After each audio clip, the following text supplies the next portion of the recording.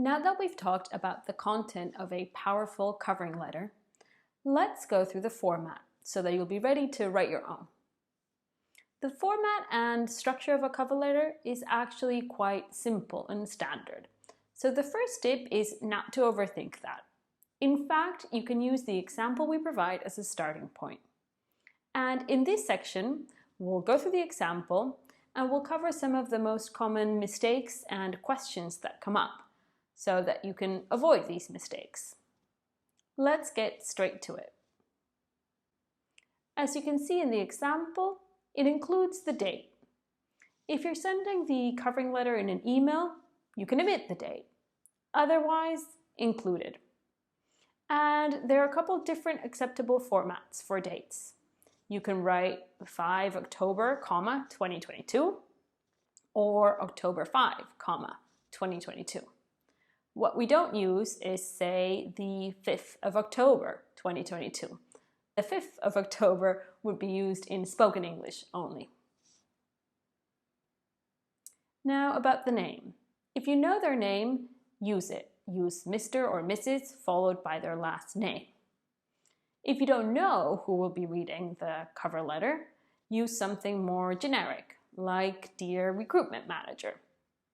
Just notice that Dears is incorrect, and to whom it may concern might sound unengaged, so it's best to avoid using that.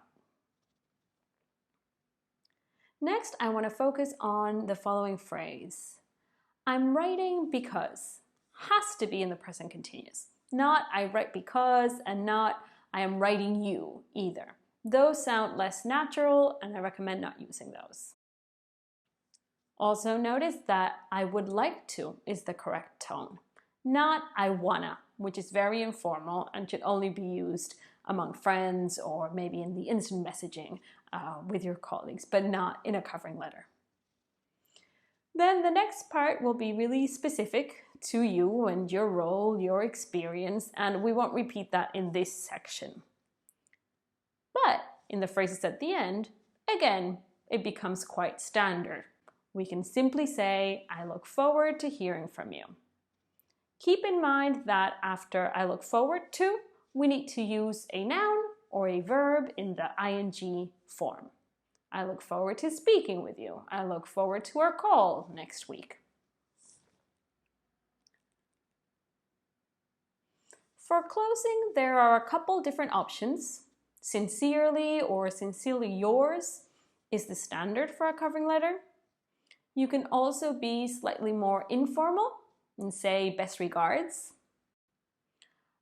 Just writing best or writing BR would seem too casual, a little bit lazy.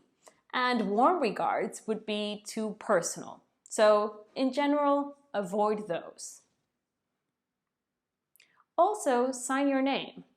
If you happen to send your cover letter in paper format, sign it with an ink pen. If you're sending it as an attachment, you can use an electronic signature. And if you're sending it in an email, the best thing is to have an email signature.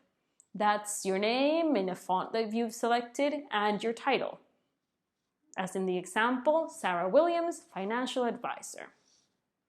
And below that, you can include your contact details and social media links.